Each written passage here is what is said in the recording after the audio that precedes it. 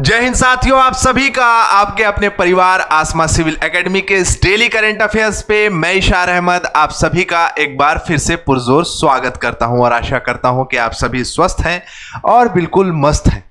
मेरे प्रिय साथियों, आज हम पढ़ेंगे 12 जून के इंपॉर्टेंट करंट अफेयर जो कि हमारे एग्जाम के लिए बहुत ही इंपॉर्टेंट है। तो वीडियो में शुरू से अंत तक बने रहें। अगर चैनल में नए हैं तो चैनल को सब्सक्राइब जरूर कर लीजिएगा और पहले से अगर चैनल में है तो चलो व्हाट्सएप स्टेटस पे लगाओ अपने फटाफट। ठीक है, चलिए आइए स्टार्ट करते हैं। आज की पॉजिटिविटी है, पानी की तरह बनो जो अपना रास्ता स्वयं बनाता है, पत्थर की तरह नहीं जो दूसरों को रास्ता भी रोक लेता है। मेरे प्रिय साथियों, जीवन में एक चीज याद रखिएगा, ज्ञान की बात है कि अगर आप किसी का भला कर देते हैं तो उससे कोई विशेष प्रभाव आपके जीवन में पड़ेगा नहीं। और ये भला इस प्रकार से है कि जब आप पढ़ते हैं और अपने दोस्तों के साथ साझा करते हैं तो आपका ज्ञान और बढ़ता है, आपका अनुभव, आपका तजुर्बा और बढ़ता है। तो कभी भी जीवन में अपने सहपाठियों का साथ देते हुए चलें, आगे आप बढ़ेंगे और यही कर्म आपको आगे बढ़ाएगा। आशा करता हूं मेरी बात बहुत गहरी है और आपको समझ में आ गई होगी। कुमार मंगलम बिरला जी को ग्लोबल लीडरशिप अवार्ड 2025 से सम्मानित किया गया है। आंसर अभी तक कोई दिया नहीं है, आंसर दिया करो, लास्ट का क्वेश्चन बहुत ही इंपॉर्टेंट होता है। आज का दिवस देख लेते हैं। विश्व बाल श्रम निषेध दिवस मनाया जाता है आज के दिन। कब मनाया जाता है? आज के दिन मतलब 12 जून को। हर साल 12 जून को मनाया जाता है विश्व बाल श्रम दिवस। ठीक है, बाल श्रम निषेध दिवस। मेरे प्रिय साथियों, भारत में इस बीमारी कहा जा सकता है इसे, जो कि 5 साल से 17 साल के से कम उम्र के जो बच्चे हैं वो कहीं काम करते हैं। उनके इस काम करने का मुख्य कारण होता है अशिक्षा, आर्थिक तंगी और हमारे सामाजिक परिवेश में ये एक बहुत बड़ा क्या है तो एक मतलब कारक कहा जा सकता है इसे। तो मेरे प्रिय साथियों, आप देख सकते हैं कि 1991 में सबसे पहले इसके लिए एक संगठन बना।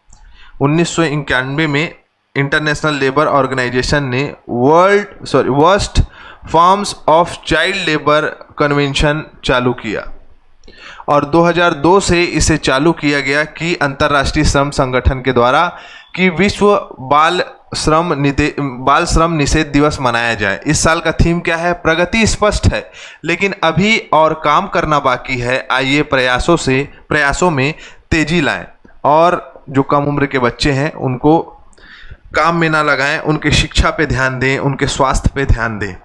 ठीक है, जिस प्रकार से बाल श्रम चरम सीमा में है, हम युवाओं के द्वारा ही उसे खत्म किया जा सकता है। ठीक है, चलो। हाल ही में मुंबई में आयोजित वित्तीय स्थिरता और विकास परिषद की 29वीं बैठक की अध्यक्षता किसने की है?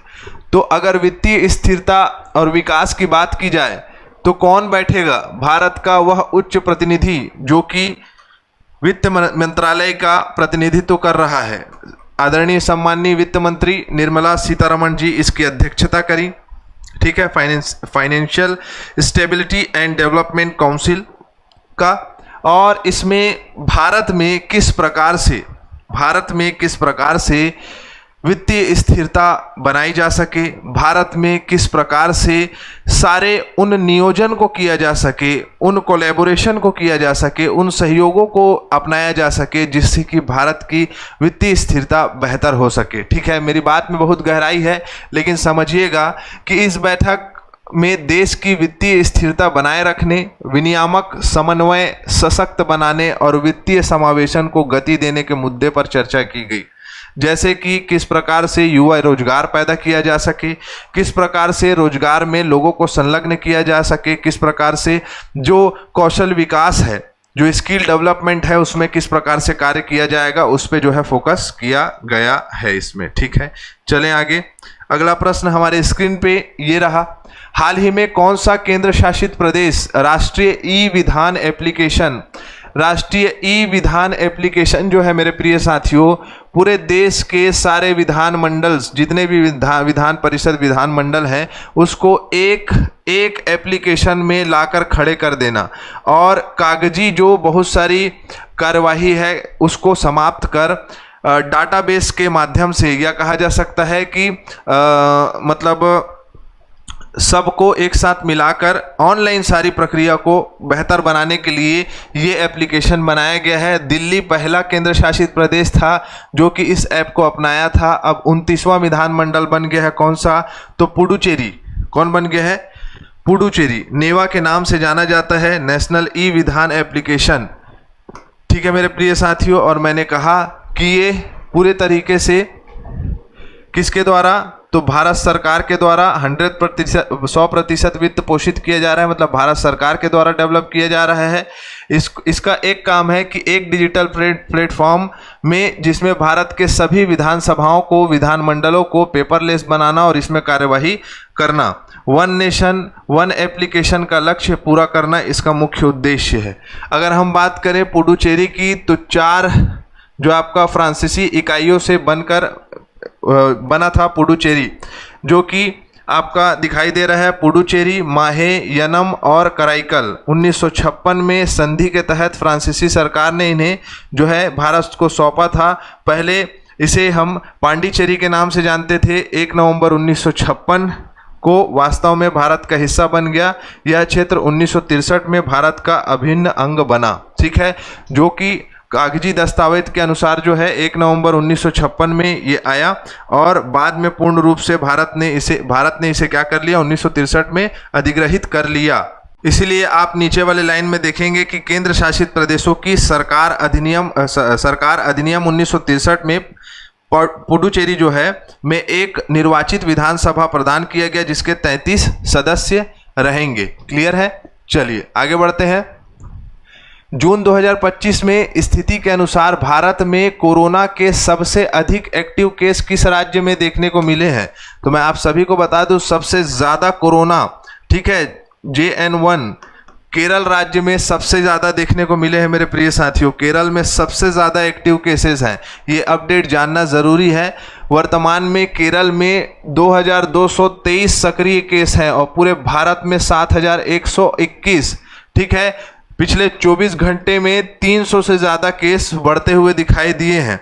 ठीक है, जिसमें अगर देखें कौन कौन से वेरिएंट हैं, तो LF7 है, XFG है, JN1, ये जो है सबसे अभी ज़्यादा सक्रिय दिखाई दे रहा है। अगर हम इसकी बात करें तो WHO मतलब वर्ल्ड हेल्थ ऑर्गेनाइजेशन के द्वारा इसे चिंताजनक नहीं बताया है, लेकिन निगरानी में रखने योग्य श्रेणी में रखा है। तो अगर हम बात करें जिसका इम्यून सिस्टम कमज़ोर होता है वो बहुत बच के रहे, सोशल डिस्टेंसिंग का पालन करे और सतर्क रहकर अपने आसपास के लोगों की भी रक्षा करें। ठीक है, अगला प्रश्न है, हाल ही में गुजरात उच्च न्यायालय के न्यायाधीश के रूप में किसे नियुक्त किया गया है? तो किसे नियुक्त किया गया है? तो न्यायमूर्ति नेरनहल्ली श्रीनिवासन संजय गौड़ा। ठीक है, नाम बहुत लंबा है, लेकिन ये बन गए हैं गुजरात हाई कोर्ट के उच्च न्यायालय के क्या? तो गुजरात हाई कोर्ट के न्यायाधीश बन गए हैं। क्लियर है? इनका कार्यकाल देखें तो 1989 में इन्होंने वकालत चालू की, 2019 में अतिरिक्त न्यायाधीश रहे, सितंबर 2021 में स्थायी न्यायाधीश हुए और अभी वर्तमान में न्यायाधीश कहाँ के हैं? तो आपके गुजरात हाई कोर्ट के। क्लियर? चलें आगे। अगला प्रश्न, हाल ही में किस राज्य केंद्र शासित प्रदेश ने भारत का पहला ई वेस्ट इको पार्क स्थापित करने की घोषणा की है? तो किसने की है भाई? तो इसका नाम है दिल्ली। अब देखो, हमारे आसपास के इन्वायरमेंट में ये ई वेस्ट बहुत ज़्यादा देखने को मिलता है। जैसे कि मोबाइल है, कुछ दिन चलाए फिर उसके बाद ख़राब हो गया, फिर उसको फेंक दिए। तो जो ये प्लास्टिक वेस्टेज जो बढ़ते जा रहा है, तो उसको रिसाइकल करने के लिए, साथ ही साथ उसके उपयोगिता को किस प्रकार से बढ़ाया जा सकता है, उससे प्लास्टिक की पन्नियाँ बनाई जा सकती, प्लास्टिक के झोले बनाए जा सकते हैं। इस प्रकार से जितने भी कार्य किए जा सकते हैं उसके लिए 11.4 एकड़ की भूमि जो है दिल्ली सरकार ने इसको रखा है। और PPP मॉडल मतलब पब्लिक प्राइवेट और पार्टनरशिप माध्यम से, मतलब कि इसमें जो प्राइवेट एजेंसीज रहेंगी वो भी पार्टिसिपेट करेंगी और इससे 350 करोड़ रुपए का राजस्व प्राप्ति किया जाएगा, जो कि एक बहुत ही अच्छी पहल है। सेकेंड हैंड इलेक्ट्रॉनिक्स मार्केट का जन्म होगा। डिसमेंटलिंग और पुनः उपयोग की सुविधा प्रदान की जाएगी। कौशल प्रशिक्षण केंद्र बनेंगे तो युवाओं को रोजगार भी मिलेगा, हरित रोजगार मिलेगा। यह परियोजना 1000 से अधिक ग्रीन जॉब्स उत्पन्न करेगी, जिससे कि अनौपचारिक क्षेत्र श्रमिकों की औपचारिकता को बढ़ाएगी। श्रमिक बढ़ेंगे। राष्ट्रीय महत्व तो इको पार्क इकोनॉमी तैयार की जा सकती है। ठीक है, चलो अब फटाफट रिवीजन कर लेते हैं। अंतर्राष्ट्रीय खेल दिवस 11 जून को मनाया जाता है।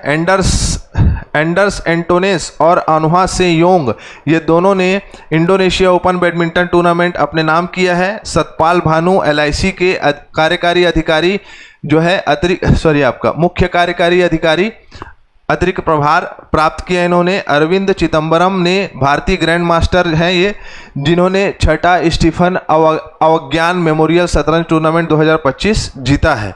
महेंद्र सिंह धोनी जी को हॉल ऑफ फेम प्रदान किया है ICC ने, बहुत ही इंपॉर्टेंट है, याद रखिएगा। ठीक है, उसके बाद है ग्रामीण डिजिटल परिवर्तन के क्षेत्र में उत्कृष्ट प्रदर्शन के लिए राष्ट्रीय ई-गवर्नेंस पुरस्कार 2025 का गोल्ड पुरस्कार निम्न में से किस ग्राम पंचायत को प्रदान किया गया है। नीचे में ऑप्शन दिए हुए हैं, आपको इसका आंसर देना है। सत्र यहाँ कंप्लीट होता है हमारा। तो इसी के साथ मैं इजाजत चाहूंगा। जय हिंद, जय भारत।